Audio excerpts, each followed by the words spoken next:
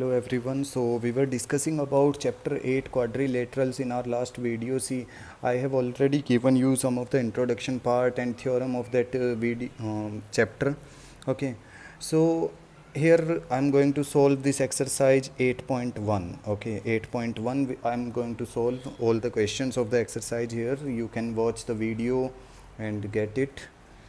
So question number 1, what is there, the angles of a quadrilateral are in the ratio. See, we are given with a quadrilateral means any four sided figure, you all know, कोई भी four sided figure है उसको हम quadrilateral बोलते हैं. A B C D, any closed four sided figure, and the angles are given in the ratio 3:5 to 9 to 13. Now the question is, show we have to find all the angles if the ratio of the angles. So we can do one thing, let कर लेंगे, let angle A equal to 3x, angle B equal to 5x, then angle C equal to 9x, angle D equal to 13x.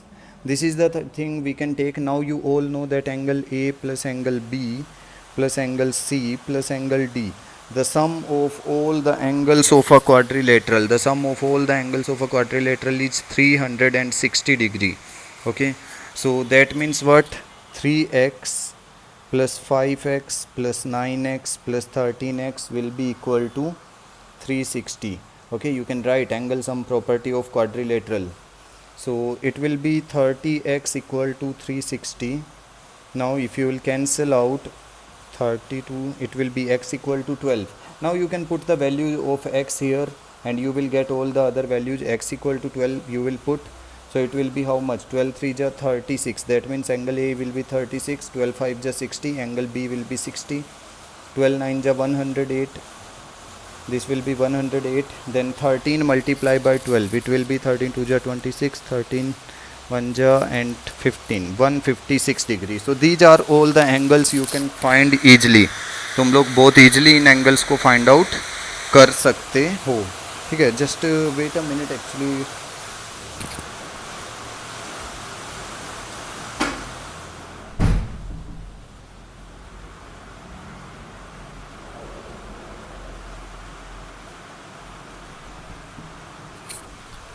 So actually some noise problem was there, I think. So now let's see the question number 2, what we are having in question number 2. In second question you are given, if the diagonal of a parallelogram are equal, then show that it's a rectangle. Now just see, we are given with a parallelogram and we need to prove it as a rectangle and its diagonals are given equal. If I say that we are having this A, B, C, D, I am taking this ABCD as a parallelogram. So in a given statement I'll write ABCD is a parallelogram. ABCD को मैं parallelogram लिखूँगा and AC equals to BD. This is also given. AC and BD are equal, ये दिया हुआ है क्योंकि ये क्या है हमारे पास parallelogram के डायगनल्स जो इसने दिए हुए हैं. ऐसे you can see the questions, आप साथ में देख सकते हो, you all are having textbook है ना. नाउ टू प्रूव, क्या प्रूव करना है, that A B C D is a rectangle. हम लोगों को प्रूव करना है कि ए बी सी डी ये क्या है, एक रेक्टेंगल है. A B C D is a rectangle. So how can we prove? For that section of proof we can do one thing, we can take these two triangles. One triangle we can take is triangle D A B. क्योंकि देखो, अगर हमें एक parallelogram को rectangle proof करना है ना, तो किसी भी पैरेललोग्राम में, देखो पैरेललोग्राम में अगर एक एंगल तुम 90 डिग्री प्रूफ कर देते हो, that means it's a rectangle, तो वो रेक्टेंगल बन जाएगा. Now what I am doing, I will prove any of the four angles A B C D. मैं किसी भी एक एंगल को 90 डिग्री प्रूव करूँगा. So how I am going to prove it? See, I am taking in triangle DAB, DAB, and triangle, the second one I am taking is CBA, CBA. These are the two triangles I am taking, DAB, CBA. Sequential order ध्यान रखना है. Now in these two triangle DAB and CBA, this AD side and CB side are equal. AD equal to BC, it is given. Given, और you can write opposite side of parallelogram are equal ना, तो तुम ये भी लिख सकते हो opposite side of parallelogram. Then the second thing, A B is equal to A B and a b are common, a b equal to a b. And the third thing, you can see this db and ac are also equal, db equal to ac. देख लो ना ऊपर db और ac ये given है. So that means what? Therefore we can write that triangle DAB is congruent to triangle CBA by SSS, side property. So therefore I can write here, तब मैं यहाँ पे लिख सकता हूँ that एंगल 1, देखो मैं पूरा ये वाला एंगल 1 ले रहा हूँ, इसको मैं एंगल 1, और this one I am taking as angle 2, ये वाला मैं एंगल 2 ले रहा हूँ. So angle 1 equals to angle 2, this is what I can take. So it is by CPCT. Okay, so if angle 1 and angle 2 are equal, by using CPCT you can take angle 1 equals to angle 2 by using CPCT. Now angle 1 and angle 2, the sum of angle 1 plus angle 2 will be 180. ऐसा क्यों होता है? Angle 1 और 2 का सम 180 क्यों होता है? Because these are adjacent angles, adjacent angles of a parallelogram. एक पैरेललोग्राम के एडजेसेंट एंगल्स हैं. सो दैट मीन्स अब 1 और 2 दोनों इक्वल हैं, तो 2 टाइम्स एंगल 1 विल बी 180, 2 से ये कैंसिल होगा 90. Okay, so angle 1 will be 90. Maybe some noise disturbance will be there in video because it's raining too much, so that's why. Okay, so angle 1 is 90. That means we have proved that DAB, one angle is 90. Now you all know, if one angle of a parallelogram is 90, we can write it. Therefore we can write it ABCD is a rectangle. Because always remember this thing, हमेशा याद रखो, अगर एक parallelogram में कोई भी angle एक 90 आ जाता है ना, that means it's is a rectangle. You can pause the video to note it down, pause कर सकते हो वीडियो को नोट करने के लिए, और ट्राई टू अंडरस्टैंड एवरीथिंग, है ना. Now see the third question. Show that if the diagonals of a quadrilateral bisect each other at right angle then it is a rhombus. Now just see, we are given with what, हम लोगों को क्या दिया हुआ है? We are given with a quadrilateral. ये एक quadrilateral है, ABCD, ये क्वाड्रिलेटरल है ना. कुछ भी नाम रख सकते हो तुम, ये मत कहना सर आप हर बार ABCD लेते हो, वो तुम्हारे ऊपर है, PQRS कुछ भी, है ना. Now the question is saying, given statement में देखो क्या दिया हुआ है गिवन में, ABCD, this is a quadrilateral. Now its diagonal are bisecting each other at right angles. One diagonal, this one is other diagonal, and both the diagonals are bisecting each other at right angles. Right angles पे bisect कर रहे हैं. देखो मैंने right angles बनाए हैं, ये सारे angles right angle हैं, और also they are bisecting. देखो ये part, अगर मैं I am taking this O point, this one point as O, मैं इस वाले पॉइंट को O ले रहा हूँ, तो हमारे पास क्या बन रहा है? देखो OA and OC, OD and OB ये इक्वल है, क्योंकि उसने दिया हुआ है diagonals bisect each other at right angle, at right angles. Right angles पे बाइसेक्ट कर रहे हैं डायगोनल, वो चीज़ उसने दी हुई है ऑलरेडी. ठीक है, देखो वीडियो को ना मैं बनाने का पर्पज़ ही ये होता है, तुम लोग ना बार बार रिपीट करके उसको देखा करो, साथ में क्वेश्चन को रीड किया करो. ठीक है, अगर तुम ध्यान से देखोगे ना, you will be able to get. ठीक है, तो अब diagonals bisect each other at right angle, तो हमने डायगोनल्स को बाइसेक्ट करा दिया है और राइट एंगल पे आ गया. Now what we need to prove, हमें प्रूव क्या करना है? We need to prove that ABCD is a rhombus. ABCD is a rhombus. अब ABCD को रोम्बस प्रूव कैसे करेंगे? ये ABCD एक रोम्बस है, कैसे प्रूव करेंगे? देखो रोम्बस की ना तुम्हें पता है सारी साइड क्या होती हैं? इक्वल. एक रोम्बस जो होता है उसकी सारी साइड इक्वल होती हैं, मतलब इसकी सारी साइड क्या होनी चाहिए? Equal.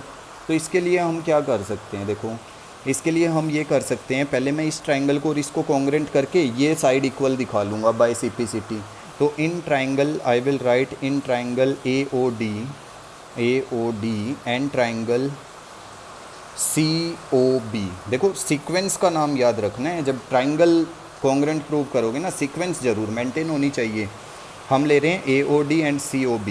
Now see O D equal to O B, it is given, क्योंकि बाइसेक्टिंग है तो गिवन है.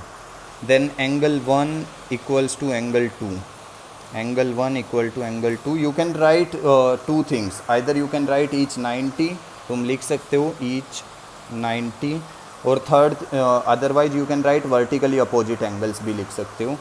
Then A O equal to C O, AO and CO are also equal. This is also a given statement. ये भी क्या है, given statement है.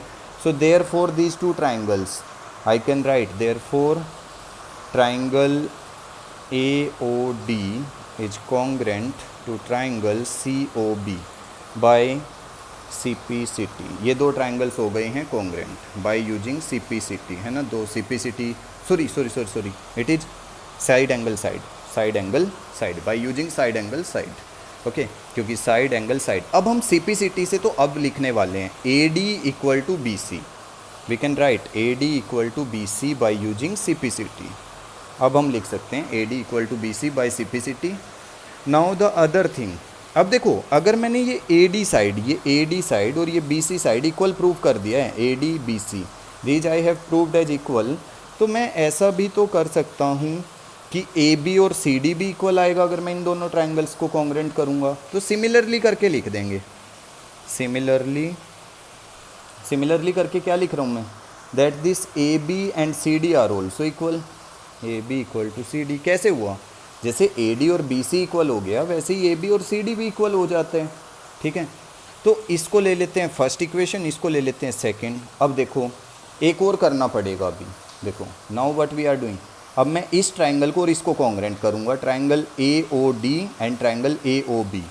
Now see in triangle AOD and triangle, और ट्रायंगल कौन सा ले रहा हूँ मैं, AOB. देखो AOD and AOB, triangle AOB, these are the two triangles I am taking, AOD and AOB.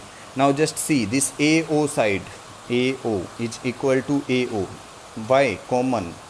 It is common in both the triangles. You can check AO. This one is common in both AOD और AOB. इन दोनों triangles में congruent है, sorry common है. Now angle 1, this angle 1 and this angle 3 equal हैं, दोनों 90 हैं. तो हम लिख सकते हैं that angle 1 equal to angle 3 each 90. दोनों क्या हैं, 90. Then the third thing we can write is OD and OB. ये given है, OD और OB equal है. So we can write here that OD equals to OB. It is given. It is the given thing. So अगर तीनों चीज़ें हो गई हैं तो therefore triangle AOD will be congruent to triangle AOB by using what? Side angle side. देख लो side angle side use हो गया. अब ये दो ट्रायंगल हो गए कॉन्ग्रुएंट. देखो सब कुछ ना साथ साथ किया करो, साथ साथ करोगे तो तुम लोगों को समझ आएगा. फिगर को देखो, क्या लिख रहा हूँ वो देखो. अब जब मैंने ये दो ट्रायंगल्स कॉन्ग्रुएंट किए, ट्रायंगल AOD और इधर से ट्रायंगल AOB, तो मैं लिख सकता हूँ ना AD equal to AB. I can write AD equal to AB by CPCT. This is the third thing we are having. This is the third thing we are having. अच्छा अब एक चीज़ सोचो, अब जो हमने सोचना है वो ये, यहाँ पे AD किसके इक्वल है, BC के. यहाँ पे AD किसके इक्वल है, AB के. तो इसका मतलब AB और BC क्या हो गए, आपस में इक्वल. AB और BC देखो ना, AD BC के इक्वल, AD AB के इक्वल, तो इसका मतलब AB और BC इक्वल हो गए. और AB CD के भी इक्वल है तो BC और CD भी इक्वल हो गए. और CD AD के, मतलब जो ये हमारी तीन इक्वेशंस है ना, इसमें ये सारी साइड्स जो हैं एक दूसरे के इक्वेशन इक्वल आ रही हैं from first, second and third. ये तीन इक्वेशन यूज करके हम लिख सकते हैं. We can write that AD equal to CD equal to BC equal to AB. ये चारों साइड इक्वल आ रही हैं, देख लो. तुम चाहो तो देख सकते हो इसको अच्छे से. AD BC के इक्वल है, BC AD AB के भी इक्वल है, तो AB BC के इक्वल हो गया, AB CD के भी इक्वल हो गया. तो सारी आपस में इक्वल हो रही हैं. ठीक है, क्योंकि यू नो वन थिंग, वो तुमने पढ़ा हुआ है यूक्लिड्स ज्योमेट्री में, क्या, things equal to one another और things equal to the same thing are also equal to one another, है ना। जो थिंग्स एक दूसरे के या एक ही चीज़ के इक्वल होती हैं वो एक दूसरे के भी इक्वल होती हैं। तो दैट्स वाई अगर सारी साइड इक्वल हैं तो सारी साइड किसकी इक्वल होती हैं। Therefore you can write A B C D is a rhombus. A B C D क्या है, एक रोम्बस है। यू कैन राइट इजली, तुम यहाँ पे इजली लिख सकते हो A B C D is a rhombus. Okay, now just see the next thing. अगला क्वेश्चन देखते हैं। In the next question what we are given with question number 4। Fourth question में show that the diagonals of a square are equal and bisect each other at right angle. ये कह रहा है तुम्हारे पास एक स्क्वायर दिया हुआ है, ये एक स्क्वायर है। ये कह रहा है कि प्रूव करो। देखो गिवन में तो तुम लिख सकते हो A B C D is a square, A B C D is a square, ये गिवन स्टेटमेंट है, इट इज गिवन। ये तो तुम यहाँ पे डायरेक्टली लिखोगे A B C D is a square. Now what we have to prove, हमें prove क्या करना है। प्रूव करना है कि डायगोनल्स जो होते हैं इक्वल होते हैं। पहली चीज़, अगर मैं इसका नाम रख देता हूँ स्क्वायर का कुछ पी क्यू आर एस, ये वाला नाम रखा मैंने इसका P Q R S. The first thing it is asking is that the diagonals are equal. हमें ये प्रूव करना है कि ये जो क्यू एस और पी आर है ना, ये डायगोनल यही तो हैं। देख लो P R Q S, P R is equal to Q S, ये प्रूव करना है first thing. Second, they bisect each other at right angle. ये जो एंगल बनेंगे ना, सेकंड देखो ये तो फर्स्ट थिंग हो गई, और सेकंड क्या है, bisect each other at right angle.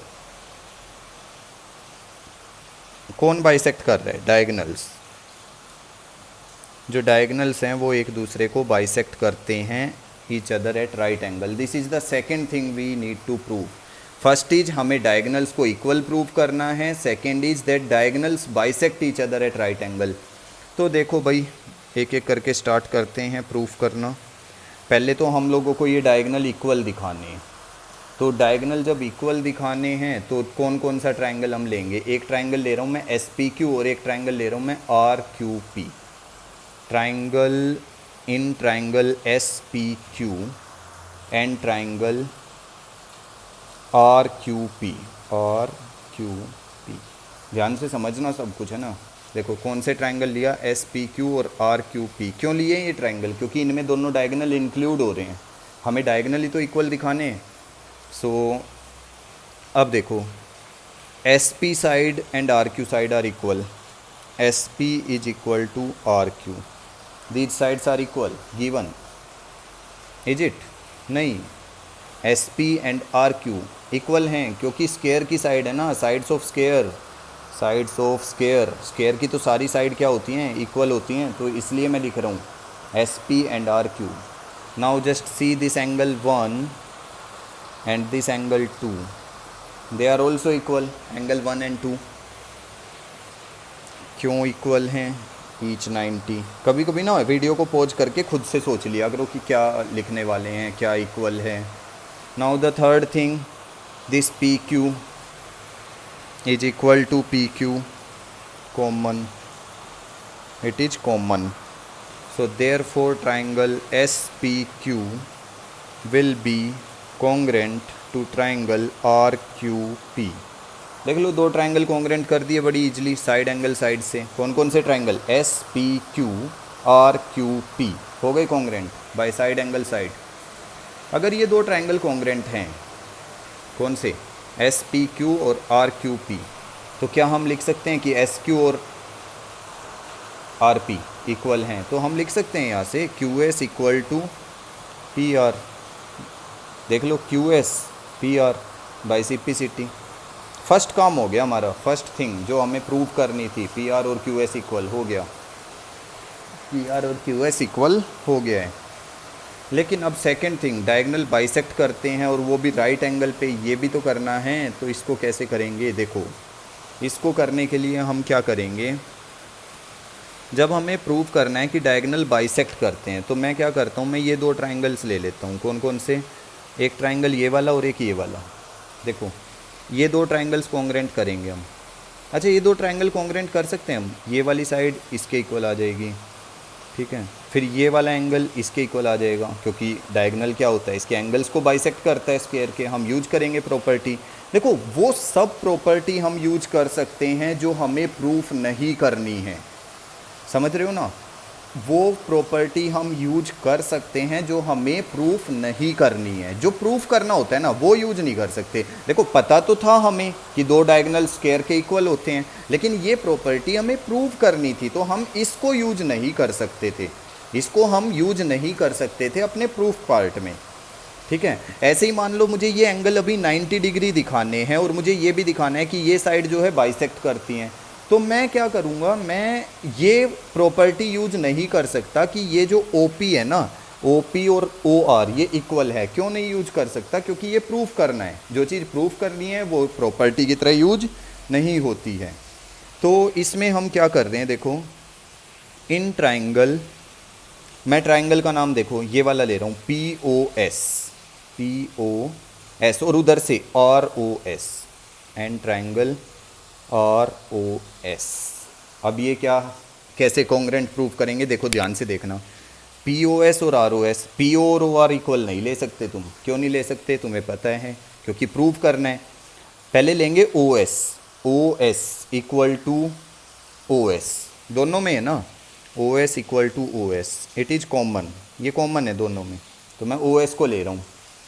अब यहाँ पे देखो, जब मैं ट्राइंगल POS की बात कर रहा हूँ तो मैं इस एंगल की बात कर रहा हूँ, एंगल 3, और इधर से मैं एंगल 4 की बात कर रहा हूँ। Angle 3 and 4 are also equal, angle 3 equal to angle 4। Figure को ध्यान से देखना, they are equal. Why they are equal angle 3 and angle 4, क्योंकि ये देखो डायगोनल जो होता है ना एंगल को बाइसेक्ट करता है, diagonal of a square bisects the angle, angle को बाइसेक्ट करता है वो, डायगोनल ऑफ अ स्क्वायर। देख लो ये डायगोनल जो आ रहा है ना ये पूरे एंगल को बाइसेक्ट करता है। अब ये हो गया, चलो एंगल 3 और 4 इक्वल हो गया, ठीक है। उसके बाद ये देखो ना साइड PS और इधर से SR, PS equal to RS, देख लो PS RS ये तो इक्वल हैं, साइड ऑफ स्क्वायर इक्वल होती हैं, side of square, side of square यहाँ पे लिख सकते हो, साइड ऑफ स्क्वायर। तो देयरफॉर ट्राइंगल POS, जो ट्राइंगल है POS कॉन्ग्रेंट हो जाएगा ट्राइंगल ROS के साथ, by which property, side angle side, side angle side.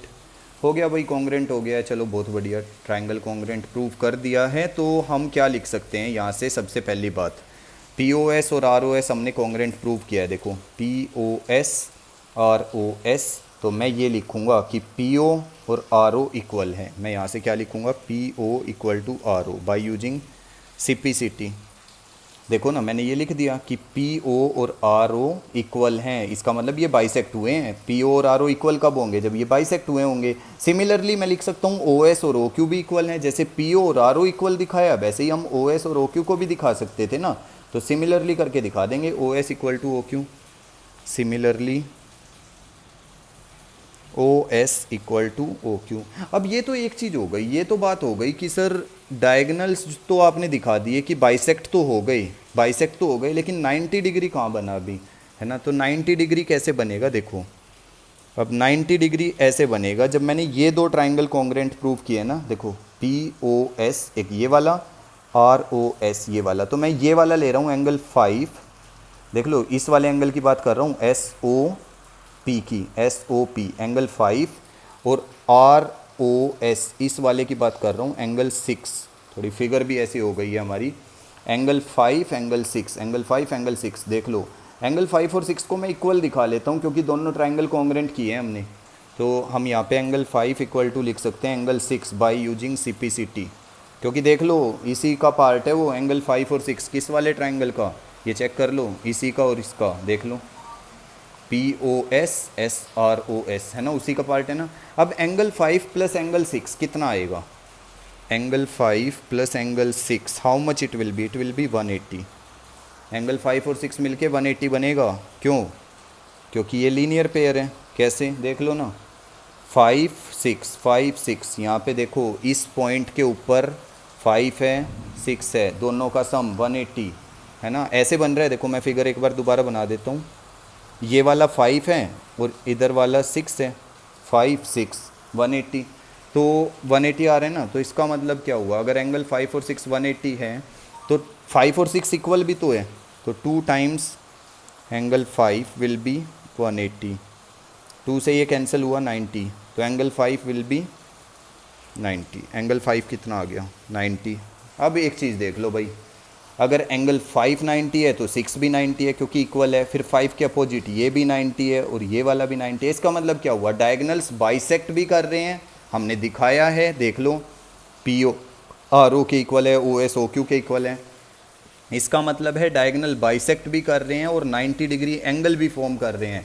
So at the end we can write, therefore we can write diagonals bisect each other, एक दूसरे को bisect कर रहे हैं at right angle, right angle हम यहाँ पे शो कर सकते हैं। देखो इंपॉर्टेंट क्वेश्चंस हैं ये, थोड़े से पॉज करके इनको एक बार ध्यान से देखो अच्छे से, है ना। उसके बाद चलो मूव करें क्वेश्चन नंबर 5 की तरफ। Let's see question number 5। Show that if the diagonals of a quadrilateral are equal and bisect each other at right angle then it is a square। इस वाले क्वेश्चन का ना जस्ट अपोजिट है जो हम fourth में क्या था, एक स्क्वायर दिया हुआ था, उसके डायगोनल इक्वल दिखाने थे और 90 डिग्री पे बाइसेक्ट कराने थे। इसमें क्या दिया हुआ है, देखो इस क्वेश्चन में दिया हुआ है हमें कि एक स्क्वायर आपको दे दिया है, मैं एक स्क्वायर ड्रॉ कर रहा हूँ, ये स्क्वायर आपको दे दिया है ए बी सी डी। ये एक ऑलरेडी उसने बोला है कि ये एक स्क्वायर है, नहीं इस बार उसने बोला कि ये क्वाड्रिलेटरल है, स्क्वायर प्रूव करना है।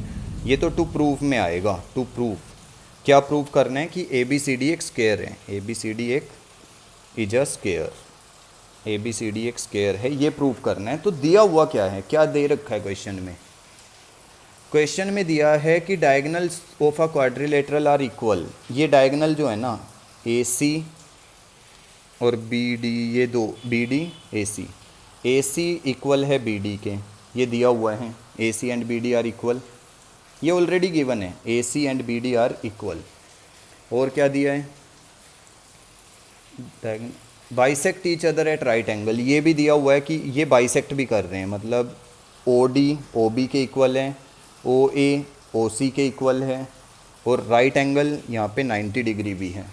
ठीक है, सारे एंगल ये 90 डिग्री के हैं, bisect each other at right angle, सब दिया हुआ है क्वेश्चन में। देखो अब प्रूफ क्या करना है, प्रूफ करते हैं कि स्क्वायर कैसे होगा फिर ये भाई। देख लो ना, डायगोनल्स जो है bisect each other at right angle, तो स्क्वायर प्रूफ करने के लिए दो चीज़ें करनी है, पहला इसकी सारी साइड इक्वल दिखानी है, दूसरा इसमें कोई एक एंगल 90 डिग्री दिखाना है, क्योंकि सारी साइड तो रोम्बस की भी इक्वल होती हैं। अगर मैं इसकी सारी साइड्स को इक्वल दिखा दूंगा ना तो मैं ये नहीं कह सकता इट इज अ स्क्वायर, क्योंकि वो तो रोम्बस की भी इक्वल होती हैं। तो हमें सारी साइड्स भी इक्वल दिखानी है और साथ में कोई एक एंगल 90 डिग्री भी प्रूव करना है। We have to prove any one angle as 90। तो कैसे करेंगे, देखो सबसे पहले मैं ये दो ट्राइंगल कॉन्ग्रेंट कर रहा हूँ, triangle A O D and triangle C O B. In triangle A O D and triangle C O B, देखो A O D C O B, A O equal to O C, A O equal to O C given, then angle 1 equal to angle 2 each 90। ऐसा हम पहले भी एक question में कर चुके हैं, सेम तुमने ध्यान दिया होगा।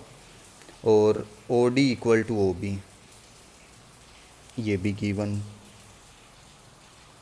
ठीक है, तो therefore triangle A O D हो गया congruent triangle C O B के साथ बाय साइड एंगल साइड। अब तो फटाफट करेंगे क्योंकि तुम लोगों को इतना तो पता लग रहा है ना कि हम कॉन्ग्रेंट कैसे करते हैं।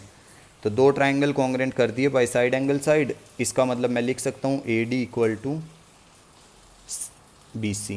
देख लो ये वाली साइड ए डी और बी सी मैंने इक्वल लिख दिया by simplicity, first equation. Similarly मैं ये भी लिख सकता हूँ कि ए बी और सी डी इक्वल है। जैसे मैंने ए डी और बी सी को ये दो ट्राइंगल कॉन्ग्रेंट प्रूव करके शो किया है, वैसे ही मैं इसको और इसको कॉन्ग्रेंट प्रूव करके क्या लिख सकता हूँ, A B and C D. तो हम सिमिलरली करके लिख देते हैं A B equal to C D again by CPCT second equation. CPCT दोबारा लिखने की ज़रूरत नहीं है अगर सिमिलरली लिख दिया है तो। Now if these two triangles, अच्छा ये हो गया। अब इन दो ट्राइंगल्स को कॉन्ग्रेंट कर लो। देखो ये वाले दो triangles, in triangle A O B and A O D, A O B and triangle A O D. अब इससे हमें क्या मिल जाएगा, ए बी साइड। देखो अभी हमने अपोजिट साइड इक्वल दिखाई है, एक बार एडजेसेंट साइड्स को भी इक्वल दिखाना होता है। अपोजिट साइड हम इक्वल दिखा चुके हैं, एक बार किसको दिखाएंगे, एडजेसेंट को, फिर उसके बाद सारी साइड हम लिख सकते हैं इक्वल। क्योंकि देखो ए डी बी सी के इक्वल है, ए बी सी डी के, तो अभी अगर हम इनको भी आपस में इक्वल दिखा देंगे तो हम लिख देंगे सारी साइड इक्वल है। So what we are going to do, देखो A O B and A O D दो ट्राइंगल कॉन्ग्रेंट प्रूव करेंगे। A O equal to A O, check कर लो कॉमन है दोनों ट्राइंगल में, कॉमन है। Then angle 3 and angle 1, angle 3 equal to angle 1 each 90। देख लो ना, इसमें से एंगल 3, इसमें से एंगल 1, 3 और 1 each 90। Then O D and O B equal to O D, ये गिवन है, हो गया। Therefore triangle A O D and congruent to triangle A O D, A O B congruent to triangle A O D by side angle side, हो गया। अब देखो अगर ये दो ट्राइंगल्स कॉन्ग्रेंट हैं, कौन कौन से, ए O D A O B, तो मैं लिख सकता हूँ A D equal to A B. So I can write therefore A B equals to A D C P C T and I form it as third equation. Third equation बना दूंगा मैं इसको। अब एक चीज़ चेक करो, from first second and third, first second and third, ये तीन इक्वेशन बन गई हैं, फर्स्ट सेकेंड थर्ड। देखो यहाँ पे ए डी बी सी के इक्वल है, ए बी सी डी के इक्वल है, ए बी ए डी के इक्वल है। एक चीज़ चेक करो, देखो ए बी सी डी के equal, A B A D के इक्वल, ठीक है। तो इसका मतलब ए डी सी डी के इक्वल और ए डी बी सी के भी इक्वल है, तो हो गए ना सारे आपस में इक्वल। तो therefore we can write A B equal to B C equal to C D equal to A D, all the sides are equal. लेकिन अभी भी ये स्क्वायर प्रूव नहीं हुआ है। मैंने पहले ही बोला था सिर्फ साइड इक्वल प्रूव करने से स्क्वायर नहीं बनता है, एक एंगल भी 90 दिखाना पड़ेगा। तो एक एंगल 90 कैसे दिखाना है, देखो ना। अब हम इस ट्राइंगल को ले लेते हैं डी ए बी और सी बी ए, ठीक है। अगर हम ये दो ट्राइंगल ले लें, देखो डी ए बी और सी बी ए, देखो अभी ये रोम्बस बना है, ये क्या बना है, A B C D is a rhombus, है ना। अभी ये रोम्बस बना है, लेकिन हमें स्क्वायर प्रूव करना है।